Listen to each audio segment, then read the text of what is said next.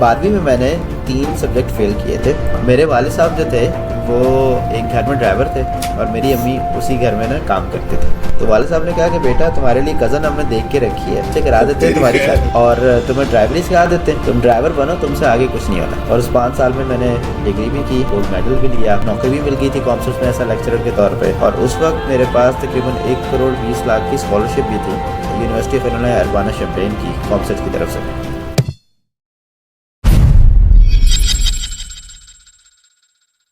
अस्सलाम वालेकुम जी। आज हमारे साथ आ रहे हैं हबीब अहमद नूर।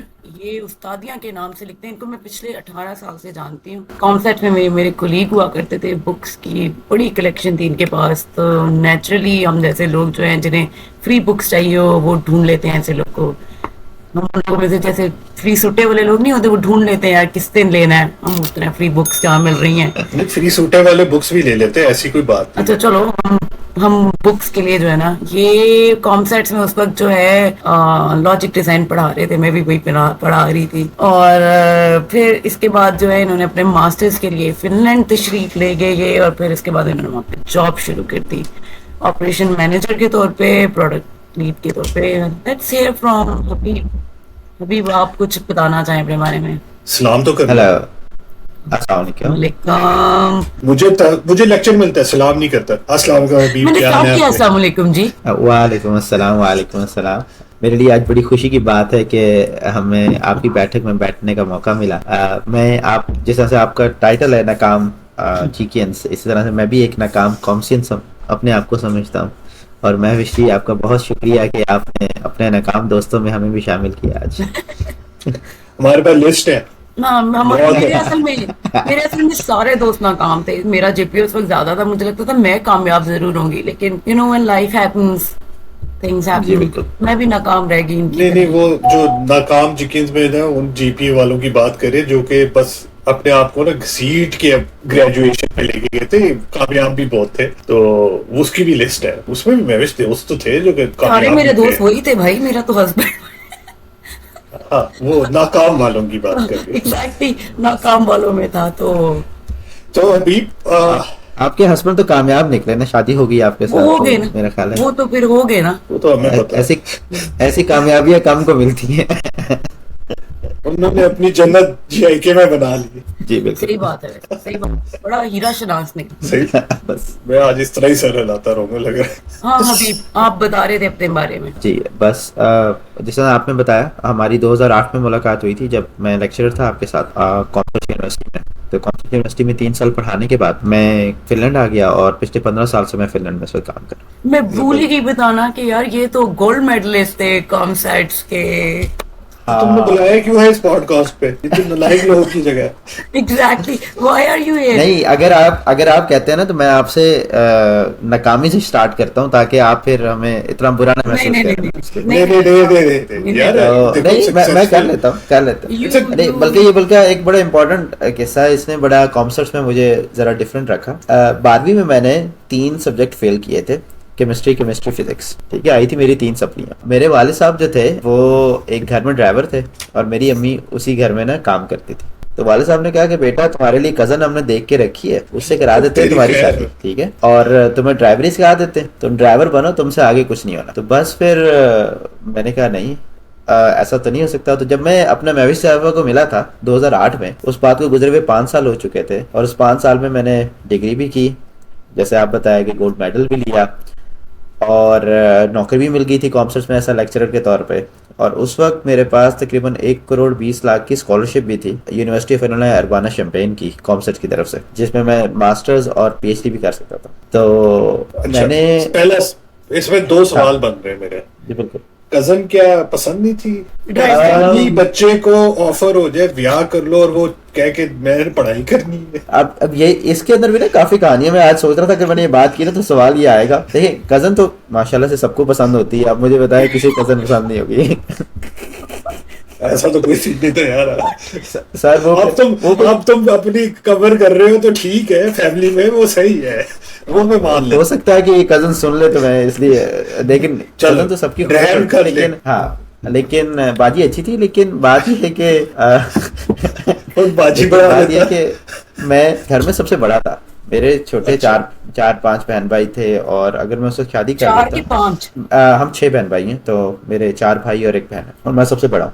तो अगर मैं शादी कर लेता तो मुझे लगा कि हो सकता है कि फैमिली के लिए ये फैमिली को आगे ले जाने के लिए ये एक छोटी सी जो है बैरियर हो मेरे लिए। तो मेरा इस वक्त फोकस था कि मैं थोड़ा कैरियर पे फोकस करके फिर शादी की हम्म। तरफ आऊँ। नहीं तो ये लेकिन फेल मेरे वाल करते साहब हुए को नहीं ख्याल आया था?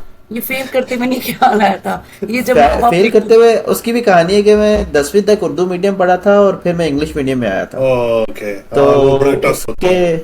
उसका मेरे उसका थोड़ा सा एक चक्कर था, प्लस ये कि मैंने इमरान सीरीज पढ़ने की आदत पड़ी थी, कुछ 350 इमरान सीरीज मैंने पढ़ लिए थे मैट्रिक के बाद। यार वो तो बहुत वो तो गंदी मैंने भी चीज है। बहुत पढ़े थे, लेकिन शुक्र है मैं पढ़ाई भी की, मैं बहुत पढ़े वो भी हाँ, मैंने। लेकिन बुक्स तो वो मैं ये कहता हूँ क्रेडिट देता हूँ, इमरान सीरीज ने बड़ा बनाया मुझे, उसने उसने वो एक पढ़ने की आदत जो है बहुत ना मजा उसने यार आता था लगाई। यार उसमें। इमरान सीरीज थी, जमशेद सीरीज भी थी, हाँ, मैंने जमशेद इमरान भाई भी सीरीज भी थे। पढ़ी है, हाँ और जमशेद इश्तियाक सीरीज भी अहमद, पढ़ी मैंने है। इश्तियाक अहमद के तो 3 ग्रुप्स थे, इश्तियाक है। जमशेद, हाँ कामरान और शोकी ब्रदर्स करके थे वो। हाँ, शोकी बर्दर वो हाँ हार्डी बॉयज के ऊपर थे ना, हाँ, कुछ इस तरह के हाँ। थे। इस तो तरह बनाया है। और दूसरा तारिक इस्माइल शाइगर, अगर आपने पढ़ा हो तो नहीं नहीं यार, वो मेरे भी। कजन ने ना, मुझे एक अंबार एक दफा मिल गया था समर वेकेशन में, इमरान हाँ और जमशेद सीरीज का। क्योंकि उस जमाने में जाहिर बात है टीवी तो लिमिटेड होता था, बाकी चीजें लिमिटेड होती थी, कंप्यूटर भी लिमिटेड था, वो आप बस बैठ जाते थे, तो उन्होंने दे दी। पढ़नी तो थी, वेलापन है, पढ़ना तो है, तो वो फिर उस पे वो हिफ्ज हो गई सारी। अब तो मुझे उस तरह स्टोरीज भी नहीं याद, लेकिन पढ़ी है। और वो भी कोई इसी तरह थी कि पता नहीं 100-150 तो बुक है उसने, उन्होंने पढ़ा हाँ, दी थी। बहुत थी यार, बहुत तो बुक्स थी उसमें, उनकी बहुत बुक्स थी, हाँ। बहुत मजा आता था। अच्छा, तो ये एक चैलेंज तो आया पहला। लेकिन इसके ऊपर मैं एक क्रेडिट अपने छोटे भाई को देना चाहता हूँ। मेरा छोटा भाई है, हम मेरे वाले साहब उन दिनों पोल्ट्री पे काम करते थे, तो मैं फतेह जंग में पहाड़ी पे खड़ा हुआ ये फैसला ले रहा था कि मुझे भी शादी नहीं करनी चाहिए। लेकिन आपको पता कई दफा कमीने भाई होते हैं, उसने यही जो बात है ना कि खूबसूरत भी हैं और बहुत सारी बातें की, फैमिली भी इकट्ठी हो जाएगी, तो उसने मुझे तकरीबन 80% मना लिया था कि मैं शादी कर लूँ। वो तो मैं उसको क्रेडिट देता हूँ, मैं उसको बड़ा अच्छा क्रेडिट देता हूँ कि वो अचानक ही हंसा कि मैं तेरे साथ मजाक कर रहा था। मैं तो ऑलमोस्ट तैयार हो गया था कि मैंने कहा ठीक है चलो यार कर लेते हैं। तो उसका जो मजाक है उसने मुझे पक्का कर दिया कि भाई नहीं शादी नहीं कर, वरना कुछ बन रहे थे इरादे, कुछ टूट रहे थे उनमें उनमें उनके बीच में। इरादों का क्या है यार, इरादा बाद में, चलो, all that goes well ends well। लेकिन खैर, वो इंसान ही क्या जिसके इरादे ना टूटे। सही बात है, सही जी बात बिल्कुल जी बिल्कुल। तो ये कह रहा हूँ कि डिसीजन लेने के अंदर रास्ते काफी मुश्किल आए, लेकिन हो गया decision। वो यार, वो जब होता है ना, जब एक जर्नी पे बंदा निकलता है ना, जिग जैग होता हुआ, लड़खड़ाता हुआ कहीं ना कहीं पहुंच जाता है, वो फिर फर्क पड़ता है। मेरे कजन्स को भी बड़ा मसला हुआ था जब वो गांव से निकले, मुल्तान के लिए आए, तो उर्दू टू इंग्लिश मीडियम होना पड़ा। तो क्योंकि हम सारे मुल्तान के, मैं मुल्तान में हमारी फैमिली थी, तो वो लोग भी पीछे पीछे पहुंचे, तो उनके लिए भी बड़ा हर्डल था इनिशली। लेकिन वही बात है ना कि जब वो पहला फैसला मुश्किल होता है ना, उसके बाद जब वो चल पड़े तो माशाल्लाह दे डूइंग वेल। पहला कतरा। Definitely definitely. और इसमें आप ये भी जानेंगे कि मैं अपनी पर्सनल जिंदगी के अंदर जो फेल होने के बाद मैंने दोबारा उसको पास करने का इरादा बनाया और यूनिवर्सिटी में आया, उसमें मैं क्रेडिट एक बहुत अच्छे दोस्त अब्दुल समी को भी देता हूँ कि उसने मुझे इस तरफ लगाया कि मुझे आगे पढ़ना चाहिए, मुझे आगे कुछ करना चाहिए। तो आपकी महफिल में अगर कुछ ऐसे लोग मिल जाएं जो आपसे ज्यादा अच्छा कर रहे हो, तो फर्क वो पड़ता आपके लिए वो एक अच्छा रास्ता भी निकाल सकते हैं। मैं ये बात एक कर रहा था अपने टीचर से, आप मैं शायद जानती हूँ, खालिद खान साहब हैं, बहुत अच्छे शफीक टीचर हैं। वो भी यही कुछ इस तरह से मुझे समझा रहे थे कि अगर आपके इर्द गिर्द इंसान अक्सर लोगों को खुश करने की कोशिश करता है अपने इर्द गिर्द, लेकिन अगर आप अपने इर्द गिर्द कुछ काबिल लोग रख लेना, तो उन काबिल लोगों को इम्प्रेस करने में आपकी जिंदगी थोड़ी बेहतर हो जाती है। मैं तो फर्क लेकिन अगर अपने हाँ तो काबिल लोग ढूंढने। हमारा ही तो हाथ बस है जहां तक पहुंची, ऐसे नहीं। बिल्कुल हम अगर हमारी गंदी एग्जांपल्स ना देखती तो तुम्हें अंदाजा ही ना होता कि अच्छा क्या करना है। देखी भी अच्छी भी, वो अच्छे लोग भी बहुत बहुत ज्यादा एम्बिशियस लोग भी बहुत पॉइजनस उधर। नहीं, वो एक और बात हो रही है, लेकिन जो उससे बात की है उससे एग्री कि आपको एक एग्जाम्पल भी मिल जाए ना, उसको देख भी लो, अगर आप उसको भी फॉलो कर लो, आप कुछ गेन कर लोगे ना। असल में मसला जो इस बात की, ये छोटे शहरों में बड़ा मसला है ये। हाँ बिल्कुल। क्योंकि आपको जाहिर बात है उस तरह, जैसे बात हुई है, मैं मुल्तान में था, मेरा भाई जीआई के चला गया, वरना फौज आर्मी ठीक है। तो आदमी सेम नहीं है, हमारे दोनों अजीम है ना मैंने कहा दोनों सॉरी, सही कह रही हूँ, फौज, डॉक्टरी और इंजीनियरिंग थी ना, 3 चीजें थी। और इंजीनियरिंग का भी वही पता है जो बताया गया हुआ है कि यूईटी है, गलती से मेरा भाई जीए के चला जाता है। नस का भी ईएमई नस की होगी ना, ईएमई बस।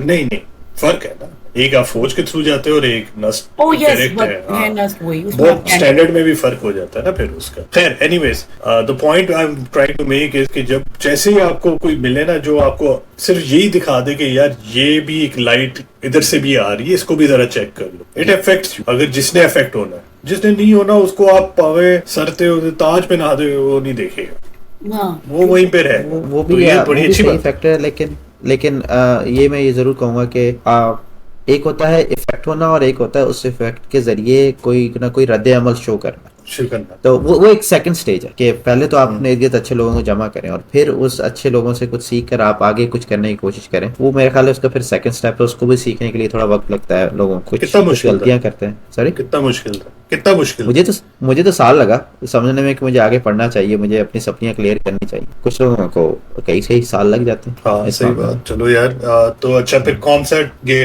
कैसा था एक्सपीरियंस? कॉमसेट्स का बहुत अच्छा एक्सपीरियंस था। यूं कह लें कि इंजीनियरिंग में आया था, कंप्यूटर इंजीनियरिंग में। और जाकिर साहब हैं हमारे इंडिया के बहुत मशहूर कॉमिक हैं। वो कहते हैं कि अगर आपने बॉयज स्कूल में पढ़ा हो ना 12 साल और जब आप आते हैं किसी को एजुकेशन में, तो हम आपको बता सकते हैं कि लड़कियों में एक खुशबू होती है जो कि आपको बॉयज स्कूल में नहीं मिलती। हम उसी खुशबू के पीछे, हम उस खुशबू से मुराद ये होती है कि आप देखें हम लोगों के अंदर बहुत सारी हरकतें ऐसी होती हैं जिनमें हम सफाई का ख्याल, दूसरी बहुत सारी चीजों का ख्याल नहीं रखते। लेकिन जब आपके क्लास में, हमारी क्लास में 70 लड़के थे, 4 लड़कियां थी, लेकिन उसकी वजह से भी काफी तमीज से, अदब से वो जो होता है ये ना, तब होता है काफी जब चीजें हम आप करते थे। डे स्कॉलर्स हो। जब आप हॉस्टल में होते हो ना तो लड़के वो भी हाँ। परवाह नहीं करते। अब वो तो फरूक भाई आपने कुछ एग्जांपल ऐसे सेट किए जो कि मुझे इसका मालूम सही तरह से नहीं, पता नहीं। यार फिर वो खान। मैं उसकी बड़ी अच्छी एग्जांपल दे देता हूँ। मेरी एक जीन्स थी, मुझे एकदम जोश चढ़ा के मैं खुद धोऊंगा कपड़े, क्योंकि पता नहीं ज़हन में क्या कैफियत थी उस वक्त, क्या ये खुद करना चाहिए मुझे। ये वैसे भी मुल्तान बाल्टी से ली। इतनी दूर जाना भी मुश्किल है इनके लिए। हाँ। के लिए जाना भी मुश्किल था, हम तो उधर ही होते थे 3-3 महीने। तो जीन्स रखी मैंने पानी में, मैं से पूछा यार इसको धोते कैसे? उसने कहा इसके अंदर ना सर्फ डालो पहले और इसको करो, भिगो दो। मड़ोड़ दिया। अब मड़ोड़ने में मैंने देखा यार टाइम बड़ा लग रहा है। अब बाल्टी में सर्फ भी है, जीन्स भी अंदर है। मैंने कहा थोड़ी देर में आके देख लेता हूँ। अच्छा। थोड़ी देर 2-3 साल बन गए मैंने कहा। 2-3 साल बाद मैंने वो निकाली होगी उस बाल्टी से। वो बाल्टी भी वहीं पड़ी रही, सर्फ वाली। जीन्स वैसे बड़ी अच्छी होगी थी वो, बड़ी, यानी कि उसको उसके बाद इस्त्री की जरूरत नहीं थी। किसी के सर पे मारता तो बंदा भी मर जाता उससे, क्योंकि इतने वो कड़ाके की होगी थी। तो yes, I think being specially in GI के, आप तो लाहौर में होंगे ना कॉमकास्ट के? नहीं, ये इस्लामाबाद में था। इस्लामाबाद। अच्छा, इस्लामाबाद वाला। अच्छा सॉरी। तो वो तो फिर भी ना, यू नो, यार love campus food was so great. पराठे रोज समोसा चाट खाती थी मैं अपनी क्लास से पहले। मैं पहले जाके समोसा चाट खाती थी या चाट खाती थी, फिर मैं क्लास शुरू करती थी। Wow, amazing. पराठों का पता नहीं, हमें तो डीजल पराठे मिलते थे उसका। नहीं यार, हमारे तो उससे तो आप फ्रिज भी खेल सकते थे, वो इस तरह के जाएगा में पराठे। का खाना तो तौबा तो अल्लाह माफ करे, लेकिन कॉमसेट का खाना जबरदस्त था। कॉमसेट्स की चीजें काफी अच्छी हैं। और ऊपर से जो शहर मैंने के आपसे बीच जिक्र में किया था, ना, शहर के हाँ। बीच में था ना, वो जेल नहीं फील होती थी। घर जा चले आई मीन जाते थे। आप जब आई थी ना तो कॉमसेट चक्षुदान में मूव हो चुका था। उससे चक्षुदान पहले जो में कॉमसेट था H8 में था। नहीं, वो और नहीं। जो जिन्होंने H8 में गुजारा है ना, तो वो कहते हैं कि H8 में ज्यादा बेहतर था। यहाँ पे आके थोड़ा सा मजीद थोड़ा सारी सा बात, क्वालिटी डाउन हुई थी हाँ। हमारी। तो वो लेके मैं वो चीजें कैंपस चलती हैं। बनाया होगा ना उन्होंने फिर। हाँ, कैंपस पहले वो बनाया था, temporary है। अमेजिंग कैंपस था। नहीं, वो उसमें कैंपस देखे काफी तो सारी हम भी अच्छी बहुत चीजें खुश होते थे। कैंपस देखे तो हम कैंपस भी तो हमारा बड़े- भी बहुत अच्छा था। मुझे याद है कि वो बसेस लेके लोग आया करते थे जेआईके का कैंपस देखने, और हम उनको देखते थे क्या देख रहे हो क्योंकि हमें नजर आना बंद हो गया था। तस्वीरें ले रहे थे। हम दिन रात वहीं थे। उन्हीं लोगों में हम तंग पड़ गए थे, और लोग बसेस लेके आते थे जेआईके का कैंपस देखने, which was amazing to be honest. But क्योंकि हमें वो नजर आना बंद हो गया था, वी वर डिप्रेस्ड। तो हम कहते थे ये क्या लेने आए हैं, ये क्यों? मेरे बहन भाई कहते थे यार इतना मजे का ये खाना खा दिए जेआईके में, और मैं उन्हें कहती थी यार काश तुम्हें खाना पड़े ये और मुझे घर का खाना खाना पड़े। इतना मतलब खाने का तो बहुत बुरा हाल था। अब बेहतर हो गया होगा क्योंकि अब बड़ी नई नई चीजें बन गई थी।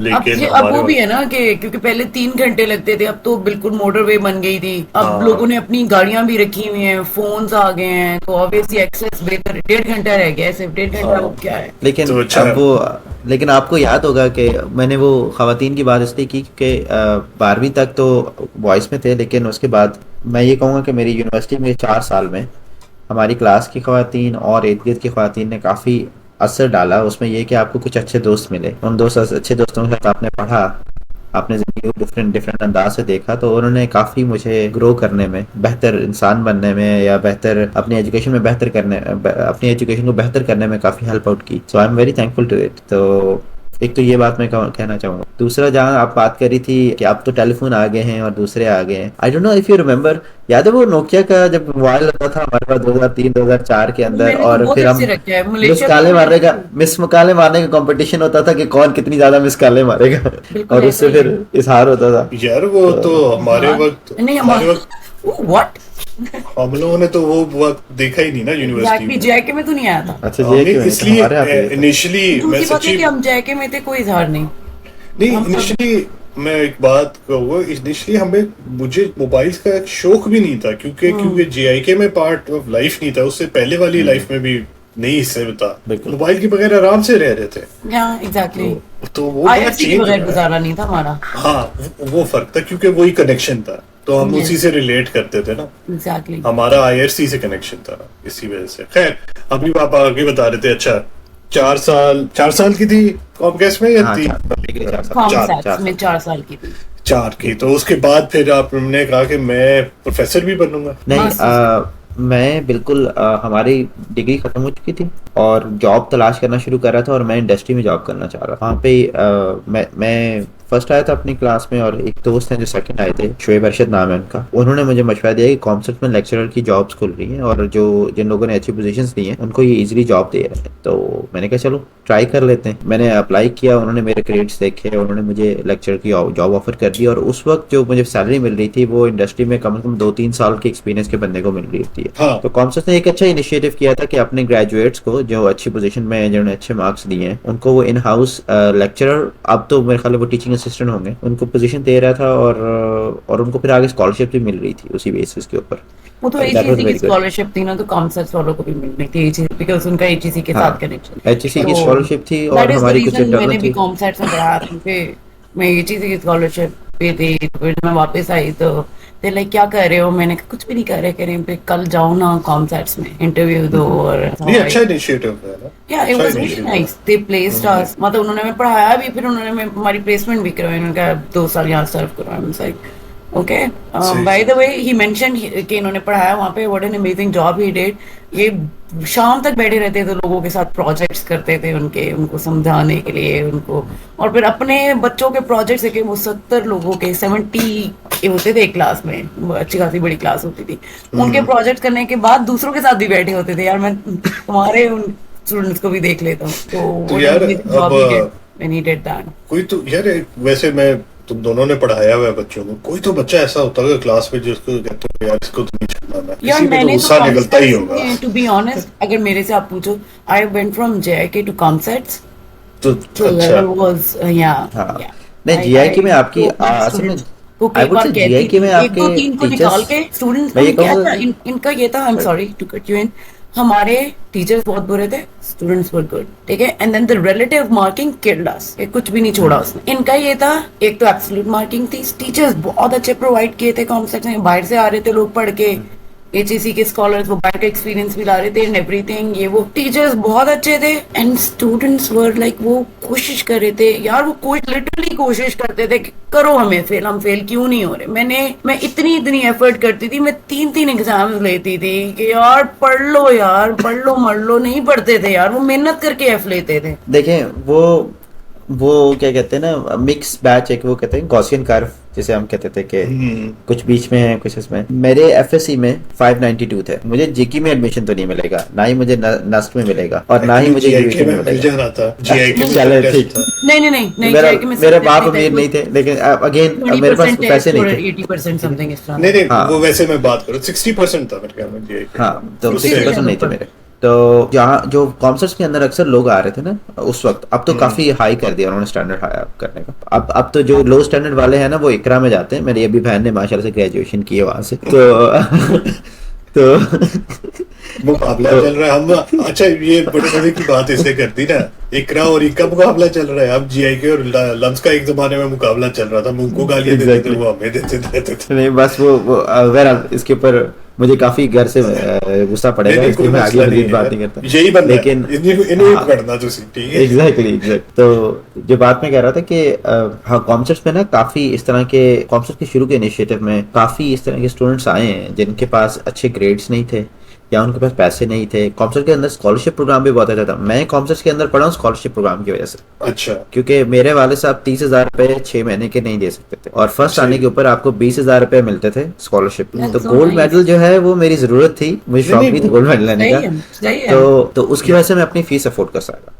और यही इनिशिएटिव्स जो थे ना उन्होंने काफी कॉमर्स के स्टूडेंट्स को आगे किया। और मैं ये कहूंगा मैं भी सी कि हमारे पास जो जितने स्टूडेंट आए ना कॉमर्स के, उनके स्टडी से ज्यादा और बहुत सारे प्रॉब्लम साइड पे होते थे जो कि शायद हमें उस तरह से नजर नहीं आते थे। मैं कुछ काउंसलर भी रहा हूँ कुछ अर्सा, मैंने देखा है। बिल्कुल आपने भी देखा होगा कि उनके काफी इर्द गिर्द के प्रॉब्लम उनके काफी होते थे और उसके अंदर भी वो बच्चे पढ़ रहे हैं, कुछ ना कुछ करने की कोशिश कर रहे हैं। That was very ये वैसे कितनी अच्छी बात है काउंसलिंग वाली, अगर कॉमकास्ट वाले कर रहे हैं ये बहुत ज्यादा था। गुड थिंग ये थी, बहुत अच्छी बात थी वो ये था कि अगर बच्चे फेल होंगे, मैंने भी काउंसलिंग की थी साल मुझे, which was a great experience है। आपको मेंटोरशिप का मौका मिलता है बच्चों के साथ। और ये था कि अगर बच्चों के ग्रेड्स कम है तो आप उनको और उनके पेरेंट्स को बुलाते हैं and you talk to them, ठीक है, and you talk to them and आप उनसे सुनते हो। जैसे अब मैंने एक बच्चे के पेरेंट्स फादर को बुलाया था and they are like oh नहीं इसके भाइयों ने बहुत जबरदस्त किया, और मतलब वो बेचारी को प्रेशर किया जा रहा था उस बच्चे को कि यार आप वो करो जो आपके भाइयों ने किया है, ठीक है। And I was like maybe you need to consider कि that person is not cut out for this, you know, maybe उसका इंटरेस्ट किसी और चीज में। This is a very interesting point isn't it? GIK में we did not have it. Exactly, और वो हर semester I needed counselling, I will put my hand up. I was lost in GI. नहीं, अब ये भी था, हम तो अपने बच्चों को वहाँ पे कॉन्सर्ट्स में ये कहते थे कि यार कुछ भी है तो आओ, come and talk to us and learn from us, और वो आते भी थे। यार again I hope they doing it still, और पूरा प्रोग्राम हर यूनिवर्सिटी में होना चाहिए थे। हाँ, ये काउंसलर का होना चाहिए, हर फैकल्टी का अलग होना चाहिए, और हर फैकल्टी की रिक्वायरमेंट भी फर्क होगी। अगर एफ आता था तो वो टीचर बैठ के पेरेंट्स के साथ और बच्चे के साथ डिस्कस करता था कि यार क्या किया जा सकता है इसको बेहतर करने के लिए। मैं यहाँ पे जिक्र करूंगा कि आपने जब बात की ना कि जो आपकी एक स्टूडेंट थी, मेरे एक दोस्त हैं बड़े अच्छे, मेरे one of my best friend Atif Abdul Majeed, आपको या शायद याद हो, हमने साथ में पढ़ाया भी था। मेरा छोटा भाई 2012 में यूनिवर्सिटी जा रहा था और उस वक्त उसने मुझे एक एडवाइस की थी जो मैंने पल्ले बांध दी और I think it really help me a lot. उसने मुझे कहा कि यार जब तुम्हारा भाई यूनिवर्सिटी में पढ़ रहा है तो उससे गोल्ड मेडल ना एक्सपेक्ट करना, क्योंकि हबीब की मजबूरी थी गोल्ड मेडल, इसलिए वो पढ़ रहा था। उसका बड़ा भाई है जो उसके खर्चे अफोर्ड कर सकता है, जो उसको सपोर्ट कर सकता है, ठीक है। उससे बस कहना है कि बस इतना पढ़ ले कि आराम से अच्छा एक जीपीए ले ले, लेकिन उसको टॉप करने की जरूरत नहीं है। और मैंने उस पूरे 4 साल उससे कभी ये नहीं पूछा भाई आप अपनी क्लास में फर्स्ट आ रहे हो या सेकंड आ रहे हो या थर्ड आ रहे हो, ठीक है। और उसने भी अपने ग्रेड्स एक अच्छे लेवल के ऊपर रखे कि मुझे उसका भी उससे पूछने की जरूरत नहीं पड़ी।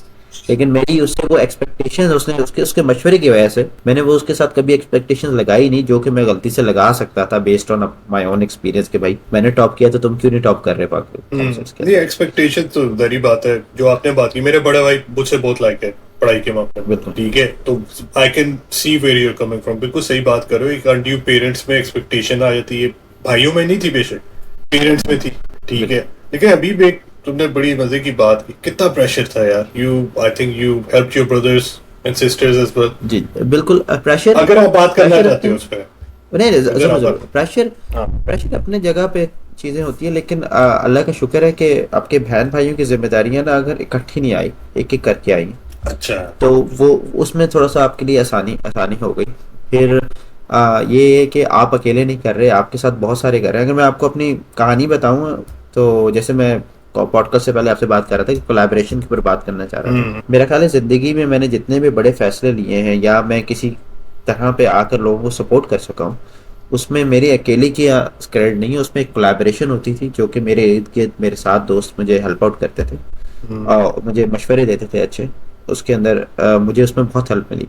मैं एग्जांपल देता हूँ आपको। 2010 में 2009 में मेरे पास स्कॉलरशिप था 1 करोड़ 20 लाख का UIUC का, ठीक है। और Urbana university of Illinois Urbana Champaign का। अब मैं मास्टर्स करने और पीएचडी करने जा सकता था, लेकिन उसकी एक कंडीशन थी कि मुझे 5 साल वहां पढ़ के फिर वापस पाकिस्तान 5 साल के लिए आना था। और आपको पता है ना, आपको अंदर अपनी मिट्टी का पता होता है। And I was seeing many people coming from after studying coming back to COMSATS and many, हर बंदा नाखुश था कि भाई वहां से पढ़ के वापस आकर मैं यहाँ पे क्या कर रहा हूँ, मैं अपना वक्त जाया कर रहा हूँ, अपनी एजुकेशन जाया की है। तो I know that once I am gone I don't want to come back, ठीक है। I don't want to come back at least on the conditions that HSC was put, मैं कहीं हिल नहीं सकता उसमें, ठीक है। तो एक तो ये है कि मेरे पास वो स्कॉलरशिप है, दूसरी तरफ ये है कि अब मैं अगर खुद से बाहर जाऊँ तो स्वीडन में मेरा एडमिशन हो गया था, मुझे 18 लाख रुपए चाहिए थे बैंक स्टेटमेंट दिखाने के लिए। फिनलैंड में मेरा एडमिशन हुआ था, मुझे 6 लाख चाहिए थे। मैंने फिनलैंड का एडमिशन लिया, अब मैं फिनलैंड में हूँ, फिनलैंड में मैंने यूनिवर्सिटी का एडमिशन लिया और वो 6 लाख रुपए जमा करने के लिए मेरे प्रोफेसर फरूक अहमद शाह साहब, मेरे दोस्त आतिफ अब्दुल मजीद साहब और मेरे गॉडफादर मैं उनको कहूंगा शेख अब्दुल कादिर साहब, ठीक है। इन तीनों की मदद की वजह से वो मैं पैसे जमा कर सका। फिर जब मेरा वीज़ा लगा तो मेरी टिकट कादिर साहब ने मुझे खरीद के दी। फरूक शाह साहब ने कहा कि मैं आपको 6 महीने 200-300 यूरो जो पर मंथ में आपको दूंगा ताकि आप अपना खर्चा निकाल सके। तो इस तरह से ये कोलैबोरेशन हुई है जिसके जरिए मैं बाहर आया। अगर अब मैं अपने बलबूते पे रखता तो मैं कहाँ होगा।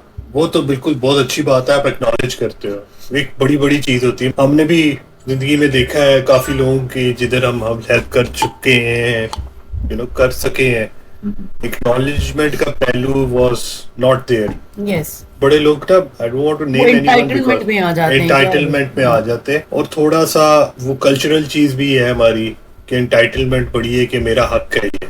तो आप जिस तरह बता रहे हो, where you are acknowledging that those people who helped you at that time, जो सबसे आपकी पीक टाइम वही था ना कि इसी वक्त निकल सकते थे, उसके बाद टाइम गुजर जाना था, आपने कहीं और लगना ही पड़ता है फिर इंसान को। तो वो राइट टाइम पे अगर सही बंदा आ जाए, जैसा भी हो, किसी भी रूप में आ जाए, वो it's a very big deal. और आई थिंक ये होना भी ज्यादा चाहिए। लेकिन वही है कि जो हमारे सर्कमस्टांसेस हैं, और जो तुमने बड़ी अच्छी बात की कि वापस कौन आना चाहेगा अगर आप उनसे गुजरे हुए हो। नहीं, मैं उस तरह नहीं कह रहा, जिस तरह आप, मेरा थोड़ा सा पर्सपेक्टिव इसमें शायद डिफरेंट हो। आपको अपॉर्चुनिटी नजर आ रही है कि मैं और अचीव कर सकता हूँ विदाउट स्ट्रिंग्स, जो कि रियली विदाउट स्ट्रिंग्स हो गया ना जब ये फिनलैंड चला गया।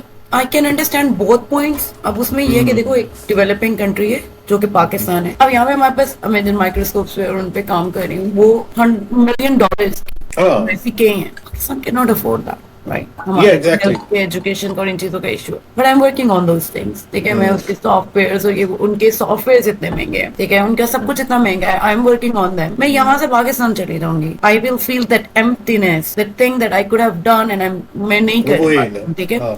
अब उसका पाकिस्तान से, उस मिट्टी से कोई मैं पाकिस्तान का ब्लेम नहीं, और चीजों के पे आ जाता है ना। हाँ, मैं अब उसके लिए यही था, ग्रेट इनिशिएटिव ये था कि या तो पाकिस्तान ये करे कि इतना डेवलप्ड हो के ऐसी चीजें वो पाकिस्तान के पास अभी नहीं है, या फिर अपने बच्चों को भिजवा दे वहां पे और वो कुछ सीख के वापस आए और कुछ अरसे, कम से कम कुछ अरसे अपना वो एक्सपीरियंस बाकी बच्चों को दे।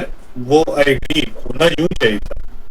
Theoretically it should work. आप लेकिन आप बच्चे भेज दो ना, आप साथ साथ अपनी भी थोड़ी डेवलपमेंट करो ना यार। वहां पे आके हम ब्रेक लगा देते हैं। एचईसी बंद हो गया, दूसरी गवर्नमेंट आती है, उसने वही बंद कर दिए प्रोग्राम। तो क्या ही भाई, आई थिंक अगर मैं यहाँ पे ये कहूंगा कि देखिए, कहीं पे आपको क्रेडिट देना चाहिए एचईसी की वजह से और बहुत सारे अच्छे स्टेप्स की वजह से।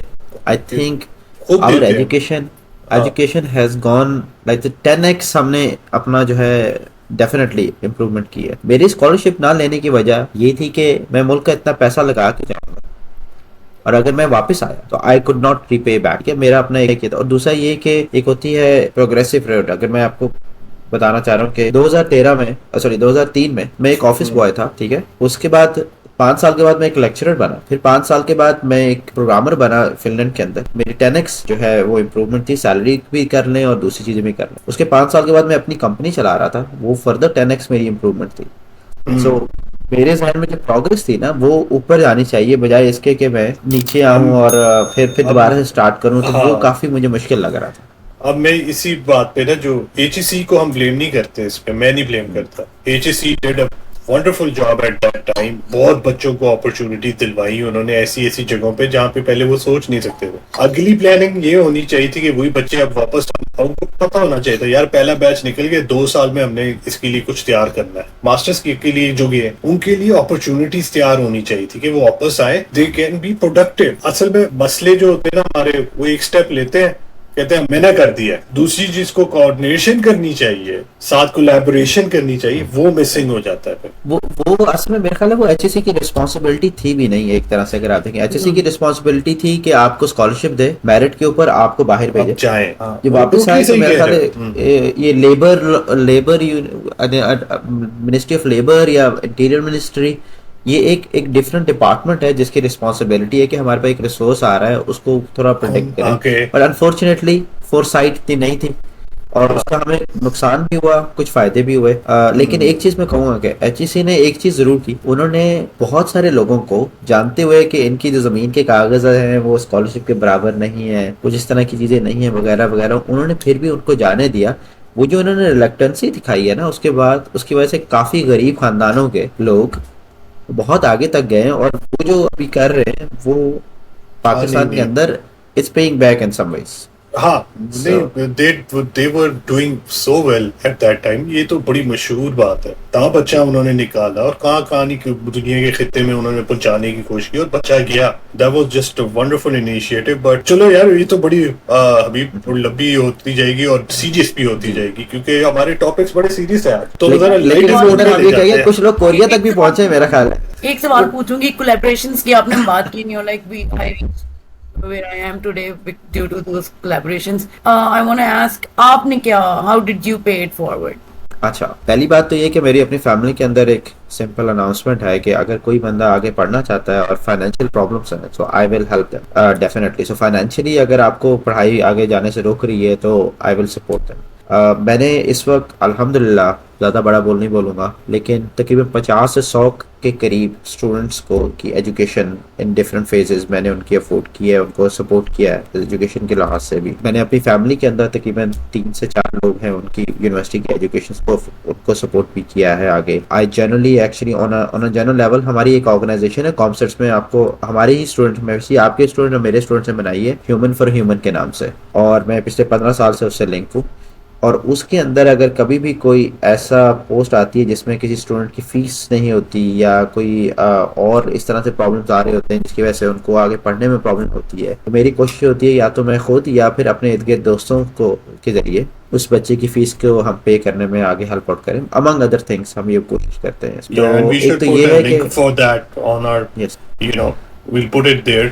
It's a very good initiative। GIK has a few of those is going as well। आप आगे बता रहे थे, बताओ। और उसके अंदर वो वेरीफाइड केसेस होते हैं जो हम लाते हैं, मींस के बहुत बकायदा तौर पे वेरीफाई किए होते हैं। उसके अंदर हमें पता होता है कि जो लोग ला रहे हैं ये प्रॉपर्ली वेरीफाई है, इसलिए हम उनको सपोर्ट करते हैं। तो एक तो ये पेड फॉरवर्ड का तरीका। दूसरा मैंने ये किया हुआ है कि मैं इंटर्न्स लेता हूँ।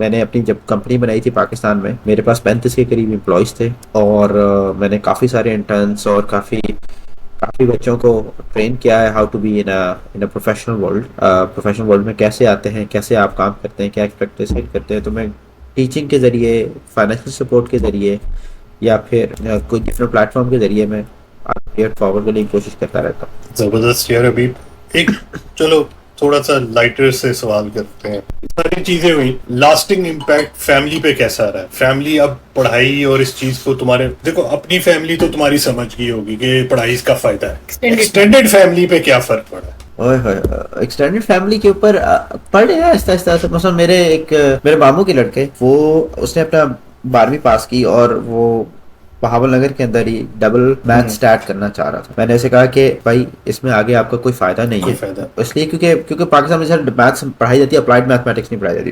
तो आप इस्लामाबाद आ जाए, आप बैरिया कॉलेज में एडमिशन लें और किसी तरह से उसका एडमिशन भी बैरिया यूनिवर्सिटी में हो गया और उसने वहाँ पे माशाल्लाह CS किया और उसकी वजह से अब वो माशाल्लाह से उसके बाद अब वो सॉफ्टवेयर में काम भी कर रहा है और पूरे मामू और पूरी फैमिली को उन्होंने उसने सेटअप किया। उसका छोटा भाई अब ज़ैबिस में पढ़ रहा है। जस्ट वन स्मॉल एग्जांपल, इस तरह की काफी सारे एग्जांपल्स हैं।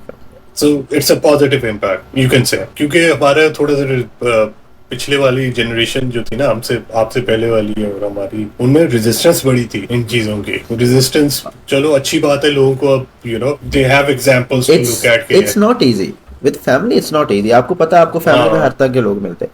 अब ये एक अच्छी एग्जांपल है। दूसरी तरफ रिसेंटली मेरी फैमिली में हुआ है कि एक 18 साल का लड़का है, उसने पढ़ाई छोड़ दी, जॉब भी नहीं है, लेकिन वाल साहब के साथ जिद करके उसने शादी भी कर ली। अब वही जो मैं आपको अपनी एग्जांपल दे रहा था ना कि 18 साल की उम्र में मेरे पास एक डिसीजन था, मैंने शादी नहीं की, वही लड़का है अब उसने शादी कर ली। And I am very interested to see that how it will go forward and hopefully everything will go fine with it.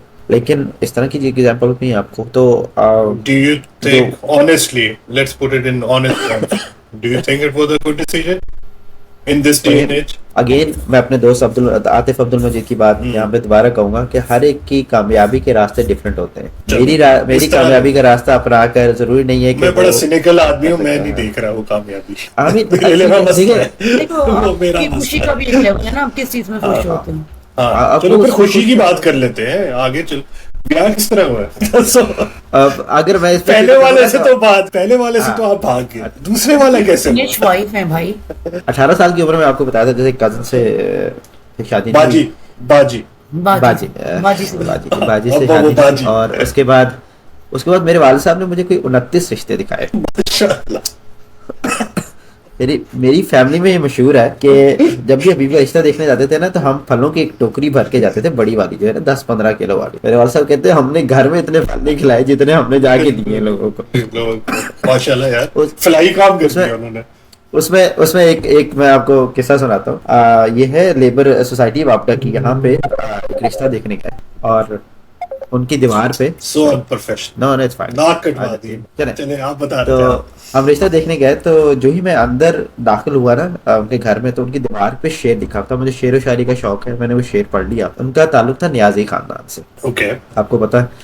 अब हम अंदर बैठे, बातचीत हो रही है। अब उसके अंदर आंटी जो है और अंकल जो है वो बात कर रहे हैं कि हम नियाजी हैं, हम मियाँ वाली के हैं, और इमरान खान से किसी कोई ताल्लुक उनका जुड़ता है। अच्छा, निकाल लिया है, आपको ताल्लुक निकाल दिया। अब मैं देख रहा हूँ, मेरे वाले साहब, आपको पता है मैंने बता चुका हूँ, ड्राइवर है। अब उनसे बातें करते करते मेरे वाले साहब आहिस्ता आहिस्ता यूं झुक रहे हैं, और मुझे समझ आ गई कि मेरे वाले साहब अब दब रहे हैं आहिस्ता आहिस्ता ना। तो मेरे वाले साहब फिर यूं ना दब के फिर कहते हैं, जी हम तो जी गरीब लोग हैं, मैं ड्राइवर हूँ। अच्छा, मैं उस वक्त बाहर जो है ना कम से कम 10 लाख से ऊपर तनख्वाह ले रहा था बाहर काम करके। हम ड्राइवर हैं, गरीब लोग हैं जी, हम तो बस जी हमारा तो कोई इतना जानने वाले लोग है नहीं, वगैरह वगैरह बात करके हम वापस आ गए। मैं कहा, अब्बा जी आप तो ऐसे कर रहे थे जैसे बेटे को आपको कोई रिश्ता नहीं मिल रहा, आप देखने देने जा रहे कि भाई ये इमरान खान का प्रेशर था यार। हाँ, इमरान खान का प्रेशर हो चल गया। चाहे वो घर के पास दूर से गुजरे हो किसी जमाने में, उन्होंने जोड़ लिया अपने आप को इमरान खान साहब के साथ। अब उन्होंने वो शेर था इकबाल का कहता था कि गाजी ये तेरे पुरस्कार बंदे जिन्हें तूने बख्शा है, क्या था मैं भूल गया। मैं कभी शेर नहीं कहती। हाँ, मैं भी नहीं कर सकता। तो न्याजी साहब ने उसको जरा अपने अंदाज में लिखा हुआ था, मुझे उनका शेर याद है। ये न्याजी ये तेरे पुरस्कार बंदे जिन्हें तूने बख्शा है मजदूरों की भलाई, क्योंकि वो मजदूरों के वो लीडर थे, यूनियन के लीडर थे। अच्छा, माशाल्लाह। तो यहाँ से ये सारा जो है चलता है।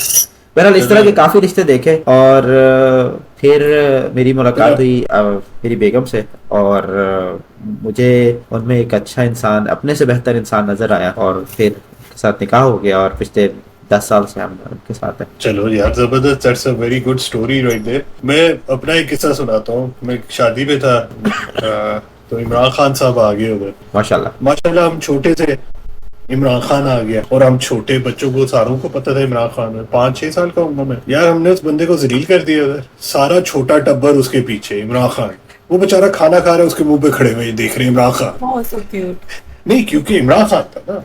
हाँ, तो और अभी भी मुझे याद जो है ना, वेगली सा याद है। किसी को हमने सेलिब्रिटी बनाया है। नहीं, मैं वैसे जो अब देखो इतना उसका इंप्रेशन था उस बंदे का उस जमाने में, कि मुझे अभी भी वेगली सा याद है कि इमरान खान व्हाइट शलवार कमीज में था, और मुझे ये याद है कि मुझे लग रहा था कितना लंबा है। हाँ, क्योंकि आप छोटे थे। तो इससे याद आया, तो वो न्याजी साहब की बात गलत ही थी। वो चाहे उनके करीब से छूते हुए भी ना गुजरे हो, लेकिन उन्होंने कहा हमने उनके साथ, हमारे ग्राही हैं, वो उन्होंने अपना मुंह बना लिया ना।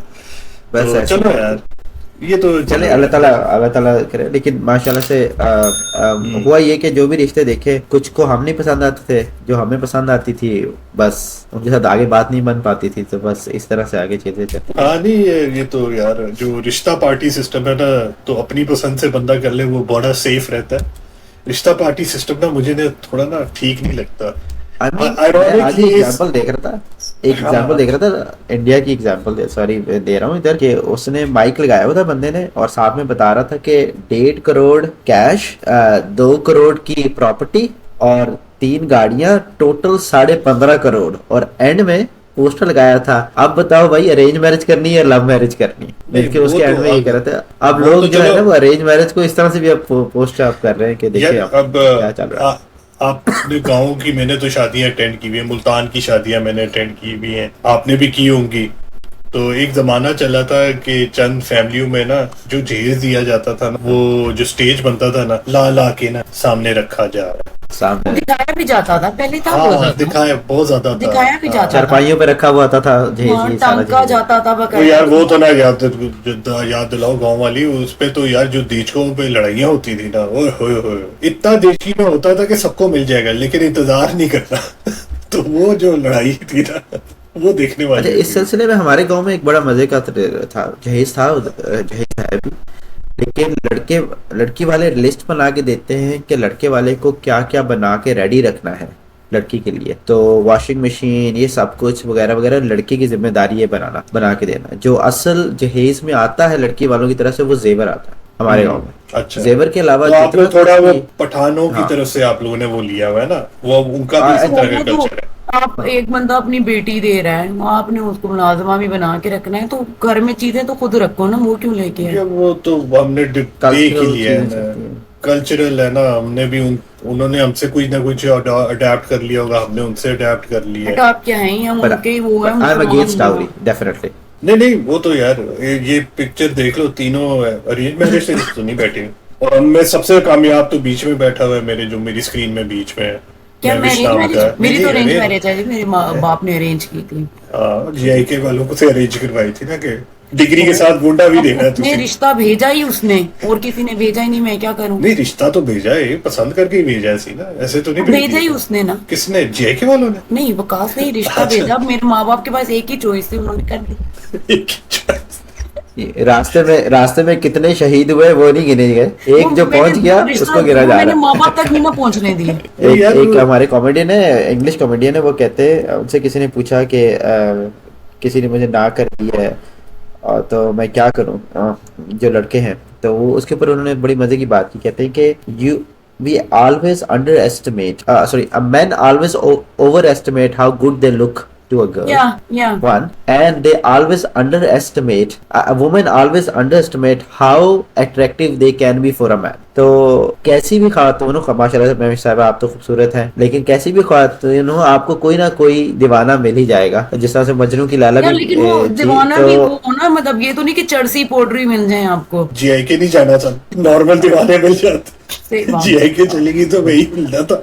वो हमारा कसूर तो नहीं है, जंगल में बंद कर दो और फिर कहो कि डिसीजन मेकिंग सही हो रहेगी उनकी, ऐसे थोड़ी होता है। तो अभी मेरे पास भी फैमिली में कुछ इस तरह की बातें, मेरे पास बातें आती हैं कि बिल्कुल पढ़ाई के फौरन बाद शादी कर दें। तो मैं उनसे यही मशवरा कहता हूँ कि अगर आपकी बेटी है तो उसको थोड़ा सा जिंदगी जरा एक्सपीरियंस करने दें, क्योंकि यूनिवर्सिटी में आपको पता क्या होता है कि आपको सारे वेले मिल रहे होते हैं, तो उनमें कोई एक बंदा काम का हो जाता है, तो आप सोचते हैं कि इसे शादी कर लूं। तो थोड़ा सा अगर बाहर निकले तो हो सकता है कोई आपको मजीद 2-3 और काम। आई थिंक हबीब भाई आप बहुत, मैं तो इसके काफी हक में, अगर आप लड़कियां जो एजुकेशन ले रही है, और मेरे ख्याल में ट्रेंड चेंज भी हो गया है पाकिस्तान में, अब वो जॉब्स कर रही है सारा कुछ, तो रिश्तों वाली जो चीजें है ना, वो हम बात करेंगे वर्क लाइफ बैलेंस फिनलैंड में, ये बात करना चाह रहे थे हबीब इस पे। यार क्यों रुलाना है, अमरीकियों को रुलाने के लिए तुमने बुलाया? वो हमारा वर्क लाइफ बैलेंस बताएगा, बच्चा हुआ 1 साल छुट्टी की मैंने, only work and then you go to sleep. हमारा एक दिन जी गो टू स्लीप नहीं, सीधा कमर में है अमेरिका का, ठीक है ना। वर्क जो वीकेंड मिलता है ना, उसमें हम घर के काम कर रहे होते हैं। घर के काम कब करेंगे, वो वीकेंड पे करते। हाँ चले अभी भाई, आप अच्छी बातें बता के हमें साढ़े चले। अच्छा नहीं मैं पिछले 1-1.5 साल मैंने काम किया फिनलैंड में, जो मेरी करंट जॉब, तो उसमें ये था कि मेरे पास एक छोटी सी प्रमोशन आई और मैंने अपने बॉस से बात की कि मुझे ज़्यादा पैसे आप ना दें, आप मेरा एक दिन काम कर दें। तो मैं 4 दिन हफ्ते में काम करता था और 3 दिन मेरी छुट्टी होती थी। और मैं जा रहा हूँ उसके भाई, अंदर थैंक यू यार, छाड़ दो यार, ये क्या बात हुई यार, कुछ बुरी बातें बताओ हमें लगे कि हम ज्यादा अच्छे हैं। तो यार हमारे हैं, हमें लेकिन treat एक नहीं चीज किया जा रहा एक चीज था। मैं आपको इसमें जरूर बताऊंगा कि 4 दिन काम करने के अंदर जो आपके काम के ऊपर फोकस होता है ना, वो बहुत जरा अच्छा। डिफरेंट लेवल का होता है। आप बहुत अच्छा फोकस करके प्रोडक्टिविटी मेरी बहुत आला हो गई थी। तो एक चीज तो ये एक मिथ निकल गया कि आप जितना ज्यादा घंटे लगाएंगे तो आप कोई अच्छा प्रोडक्टिव काम करेंगे वगैरह। तो वो चीज़ निकल आई थी, बल्कि मैं बहुत ज़्यादा प्रोडक्टिव हो गया था अपनी कंपनी के लिए उन 4 दिन को काम करने में। और फोकस भी पहले होता था कि हर एक काम में आप कहते थे इधर भी मैं कुछ कर सकता हूँ, उधर भी कर सकता हूँ, लेकिन जब आपको पता चलता है कि आपके पास काम टाइम कम है तो आप सिर्फ फोकस चीज़ें उठाते हैं और उनके ऊपर पे आउटपुट लाने की कोशिश करते हैं। तो दैट वाज वेरी गुड। फिर जो जुमे के दिन मेरे पास फारिग था, तो मैंने जैसे आपको बताया मेरी बेगम बुल्गारिया से है और हम दोनों को पढ़ने का बहुत शौक है। तो एक दफ़ा एक आर्टिकल उन्होंने मुझे बुल्गारियन आर्टिकल दिखाया, उसके बारे में बता रही थी, मैंने पढ़ा और मैं जिक्र आपसे करना चाहूँगा इधर। हाँ sure। कि एक खातून थी, उनकी उम्र होगी 20-25 साल की और वो काम काम करती थी, घर की चीज़ें संभालती थी और ज़िंदगी इसी तरह से गुजर रही थी एक एक तसलसल के साथ कभी। लेकिन उनको हमेशा ये लगता था कि मेरी ज़िंदगी में कुछ ना कुछ ऐसा है जो मैं कंप्लीट नहीं कर पाती। मेरे जहन में बहुत सारी चीज़ें 10-15 चीज़ें ऐसे ही रह रही है। कभी किसी को टाइम नहीं सही तय दिया, कभी किसी काम को आधे में छोड़ दिया, कभी 3-4 चीज़ें शुरू की और वो किसी तरीके से मुकम्मल सही तरीके से नहीं कर पाई, टाइम नहीं दिया। तो उन्होंने क्या किया, उन्होंने एक एवरेज लाइफ देखी कि बुल्गारिया में एक खातून की एवरेज लाइफ क्या है। वो थी 70 साल और 25 साल की थी। उन्होंने डिफरेंस लेकर 45 साल की उम्र के हिसाब से जितने उसमें हफ्ते थे उतने बंटे खरीदे और एक मर्तबान में रख दिया और उतना ही बड़ा मर्तबान बिल्कुल उसके साथ रख दिया। अब वो क्या करती कि हर हफ्ते का दिन या इतवार का दिन लेती, वो एक बंटा निकालती और कहती कि आज का दिन मैं अपने इस रिश्तेदार को दूंगी और उसके साथ मैंने पूरा वक्त गुजारना है। और ये जो दिन है अगले किसी हफ्ते, ये दिन जो है मैं घर की सफाई, घर की सारी चीज़ों में गुजारूंगी। इसी टास्क तरह से एक असाइनमेंट। निकाल के हाँ मैं इस काम के लिए करूंगी, उसका काम के लिए करूंगी, लेकिन वो डेडिकेटेड और फोकस उन्होंने पूरा दिन उसके लिए किया। और जब उनकी उम्र 70 साल हो गई, उसके बाद क्या किया कि वो एक पूरा मर्तबान दूसरा वाला भर गया और जहाँ पे उन्होंने पहले रखे थे सारे मार्बल वो खाली हो गया।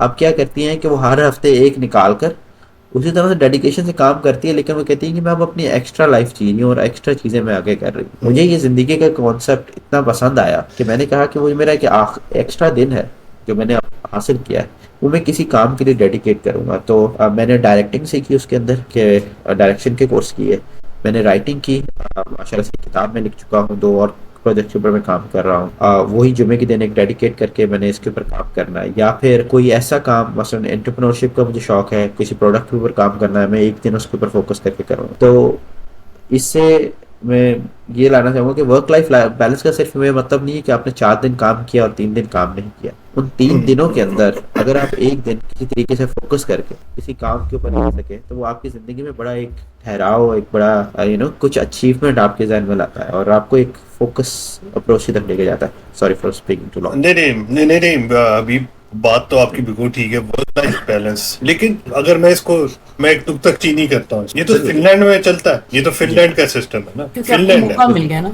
मौका मिल गया। For a country like Pakistan, हमारे जिस तरह के वर्क एथिक्स है और जिस तरह काम कराया जाता है, उधर कैसे अप्लाई करवाओगे? वहां पे तो थोड़ा सा मसला हो जाएगा ना, क्योंकि एक तो तुम बहुत रेडिकल बात करो कि 4 days अ वीक हो जाए, जी जी ठीक है, और आप It's a अगला जो बिजनेसमैन है वो कहेगा यार मैं 5 दिन कैसे दूं? तुमने तो अपने बॉस से डिफरेंट तरीके से बात कर ली ना, क्योंकि अब तुम उस लेवल पे आ गए हो। अब बिल्कुल। पाकिस्तानी बिजनेसमैन तो मौत ना आ जाए कि वो 5 दिन की तनख्वाह दे दे, यूएस में 4 भी नहीं दिन मिलेगा। नहीं मिलेगा। पाकिस्तान यूएस में मेरे बिल्कुल तो आपकी मेरे तो बात पीआई मजे। आपकी बात मैं एग्री करता हूँ। तो आप बजाय इसके कि अपने 5 दिन को 4 दिन करने के बजाय अगर यही फिलॉसफी आप अपने हफ्ता या इतवार के दिन के लिए कर लें, क्योंकि अक्सर ये होता है कि अगर आप रिलेशनशिप में, लाइक मैं हूँ आप भी हैं रिलेशनशिप में, अक्सर ऐसा होता है घर की सफाई करना, घर की चीजें रखना, शॉपिंग करना, छोटे छोटे कामों में आपके दोनों दिन गुजर जाते हैं। हाँ। अगर आप अपने वाइफ के साथ एक कॉन्ट्रैक्ट कर लें कि आफ्टर 2 वीक्स मुझे एक दिन चाहिए जो मैं एक किसी काम के लिए डेडिकेट करना चाहता हूँ, तो वो भी आपकी जिंदगी के अंदर एक हार्मनी क्रिएट कर सकता है, खासतौर पे उन चीज़ों के लिए जो आपके जहन में चलती रहती हैं और 5 साल गुजर जाते हैं, सालों गुजर जाते हैं, आप कुछ एम्बिशन, कुछ अपने लिए कुछ करना चाहते हैं, वो नहीं कर पाते। मैं इसमें ना ये चीज मैंने अमेरिका में, ये जो आपने बात की ना, ये काफी फॉलो होता है। American have a lot of outdoor hobbies, खास तौर पे जो छोटे शहरों वाले ना, उनकी तो आउटडोर हॉबीज लातादाद। शहरों वालों की डिफरेंट है, तो हॉबीज का कॉन्सेप्ट है। मैं अपने लिए जो अपना टाइम है ना, मैं हम लोग जो अभी ये कर रहे हैं, मैं विश लो, अगर इसको मैं आउटसाइड व्यू से देखूं तो एक किस्म की हॉबी ही है। हम वे नॉट प्रोफेशनल्स, आपको भी पता है, सबको भी नजर आता है कि हम नहीं है professional. We just here talking about normal things और इस तरह की चीजें, लेकिन we can take it as a hobby कि हमने हफ्ते में 2 घंटे इस पे लगाने और फिर हमने बंद करना है और अपने काम में लगना है, giving us a small sense of achievement while doing, कि हम कुछ कर रहे हैं। तो ये वो आप उस बात से तो मैं आपके साथ हूँ बिल्कुल इस बात पे कि ये जो आप बात कर रहे हो ना हॉबीज वाला, पाकिस्तानियों को ये अगर कोई समझा देना, घरों में ना 90% मसले शायद कम हो जाए कि लोग अपनी हॉबीज भी हो, ना कि वो सिर्फ बच्चों की टांगे खींच रहे हो कि बेटा क्या कर। वो भी, और एक जो हमारी ख्वातीन की रिटायरमेंट एज बहुत जल्दी हो, जैसे वो बेटे की शादी करके रिटायर होती है ना, रिटायरमेंट बंद करो यार के ख्वातीन की। बिल्कुल। उस इसी उम्र के में ऊपर एक बच्चा वो कर- आपने ये कहा था कि पाकिस्तान में 5 से 4 दिन, सॉरी, मैं कह रहा था अगर उनको अनरिटायर करना, वो बच्चा कर लें ताकि वो कंटिन्यू कर सके अपनी सर्विस। अल्लाह माफ करे, अस्तगफुरुल्लाह, क्या कहूं? या अल्लाह माफ करना मुझको, मैंने नहीं कही ये बात। मैंने क्या किया है? सॉरी अभी भाई, आप कुछ कह रहे थे। नहीं, वो हम जो आप बकवास कह रहे थे- करते रहते हैं, हम बकवास नहीं, करते रहते हैं। बहुत अच्छी बात कर रहे हैं आप। बल्कि इसके ऊपर मैं एक बात ये करूंगा कि अभी पिछले दिनों खबर आई थी कि एक खातून ने अपनी सहेली की शादी दोस्त से करा दी, इसलिए कि खातून थोड़ी सी उम्र ज़्यादा हो रही थी, तो कह रही थी कि मेरी सहेली जो है वो मेरे हस्बैंड का ख्याल रखे। तो इस तरह से भी चीज़ें होती रहती हैं। अगर बात करने के ऊपर आए तो ये भी किया जा सकता यार है। देखो, असल में ना, नहीं ब्रेक लगाओ। नहीं, हबीब भाई ने बहुत अच्छी बात की है। तुम क्या शादियां करा दें अपनी? नहीं, आप लोगों को इस तरह के थिएट्रिक्स, आप जरा शहरों से बाहर निकले, आपको ऐसे ऐसे थिएटर मिलेंगे कि आपके दंग रह जाएंगे। कोई वो जो एक जमाने में हबीब भाई, I don't know if you know, they show होते थे soap operas called bold and the beautiful Santa Barbara, उनमें इसी तरह ब्याह हो रहे थे।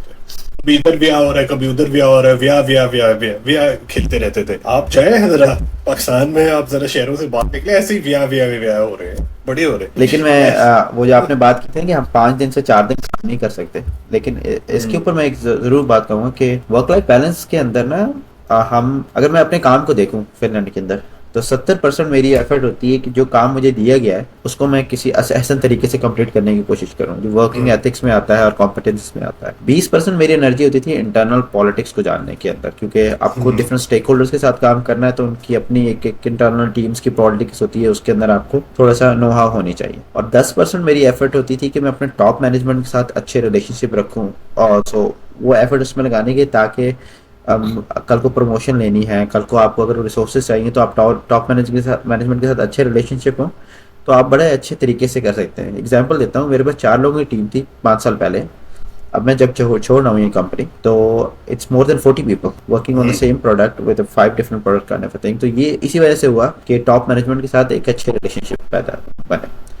तो पाकिस्तान के अंदर हमारा अनफॉर्चुनेटली इश्यूज ये हैं कि हम टॉप मैनेजमेंट के ऊपर कभी 20 से 30% एनर्जी दे रहे होते हैं अपने काम के अंदर जो वीक के अंदर होता है, या फिर इंटरनल पॉलिटिक्स के ऊपर भी 20 से 30% चल रहा होता है, काम 40% चल रहा होता है। तो अगर आप थोड़ा सा इसको किसी तरीके से बैलेंस में लाने की कोशिश करें कि भाई इंटरनल पॉलिटिक्स के ऊपर 20% से ज़्यादा एनर्जी ना लगे, टॉप मैनेजमेंट के साथ एक अच्छा रिलेशनशिप बन जाए, उस पर ज़्यादा एफर्ट ना लगे, तो काम और बीच में चीज़ें मैनेज हो सकती हैं। हाँ नहीं, कॉर्पोरेट कल्चर आई थिंक जो सॉफ्टवेयर हाउसेज है ना पाकिस्तान में, वो शायद बहुत बेहतर है इस मामले में। कॉर्पोरेट कल्चर यानी कि ऑफिस बिजनेस अच्छा है उनका, ज्यादा बेहतर होगा as compare to the old, जहाँ पे पहले से बैठे हुए सदियां निकल गई हैं, उसी प्रोग्राम में चल रहे हैं, एक ही साइकिल चले जा रहा है वहां पर। लेकिन सॉफ्टवेयर हाउसेज और इनका ना, क्योंकि मैं मैकेनिकल का ना बड़ा अभी भी इधर थोड़ा पुराना है, क्योंकि पुरानी उनकी थिंकिंग थोड़ी पुरानी है इस मामले में। सॉफ्टवेयर हाउसेज क्योंकि 80s या 70s की एक जनरेशन कह लो कि जो कि उसको नॉट इन द सेंस के 70s में परवान चढ़ना शुरू हुई, 80s में और ऊपर, और फिर जब .com का बूम आता है और पागल हो जाता है सारी दुनिया, तो वो लेटेस्ट टेक्नोलॉजी, तो उनके जो लोग भी थे वो बुढ़े खपचड़ नहीं फिर रहे थे, यानी कि वो सेट इन द वेज नहीं थे, तो उस तरह की चीजें। खैर वो तो इस पे भी I may disagree with that, क्योंकि मेरा हस्बैंड सॉफ्टवेयर से था।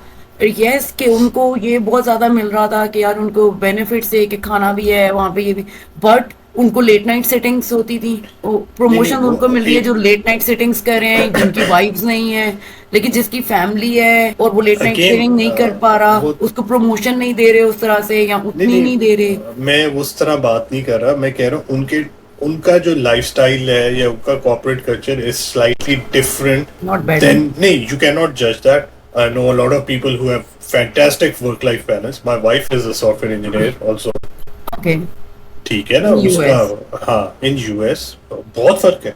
And even if I compare it to where she was working in Pakistan, माहौल का फर्क था. माहौल डिफरेंट है क्योंकि ये टेक डिफरेंट है, ये टेक नहीं है, इसकी चीजें भी नहीं है, इसके माहौल, इसके सिस्टम भी नए हैं, तो वो उससे फर्क पड़ता है. क्योंकि ऊपर अगर टॉप टियर 70-80 साल वाला नहीं बैठा हुआ, उसका थिंकिंग का सिस्टम डिफरेंट होगा as compare to the guy who is at 40 और 50 का आपका हेड हो. बड़ा फर्क पड़ता है उन चीजों से, छोटी छोटी चीजें होती है ना. तो खैर अभी भाई बहुत मजा आया, इंशाल्लाह फिर गप लगाएंगे. और you, फिर भाई. को हाँ नहीं यार, इसमें थैंक यू की क्या बात है यार, हम वेले लोग हैं. मैं विश से बहुत बड़ी वेली. इधर किसको पॉइंट करी? मेरे कैमरे में वो इस तरफ वो है, मेरी स्क्रीन पे आप हो तो इट मींस कि ये बंदा वेला है. रिकॉर्डिंग इधर हो रही है. हाँ, तो ये जो रिकॉर्डिंग वाला बंदा है ये वेला है. मैं तो बहुत काम कर रही वेला हूँ. मैं जरा तो सर, बहुत- अब मैं साइंस समझानी पड़ेगी ना, तो मैं को मैं जरा साइंस, मैं इस वक्त इस तरफ हूँ. मेरी स्किन पे जब आप पॉइंट करिए, आप हबीब भाई को कर रहे जा रही है. Whenever I'm pointing somewhere, it's by the you. Way FYI, this way. अल्हम्दुलिल्लाह मैं भी काफी वेला बंदा हूँ आजकल. नहीं नहीं, मैं बिल्कुल वेली नहीं हूँ. मैं भी वेला मैंने- था. मैं अच्छा, कुछ महीने की लेट्स एंड इट हियर. ठीक है, I will stop recording. end it here. Maybe it's don't leave the place. चलें, मैं- बहुत शुक्रिया मैं आपका भी बुलाने का, और Okay. It was really wonderful discussion.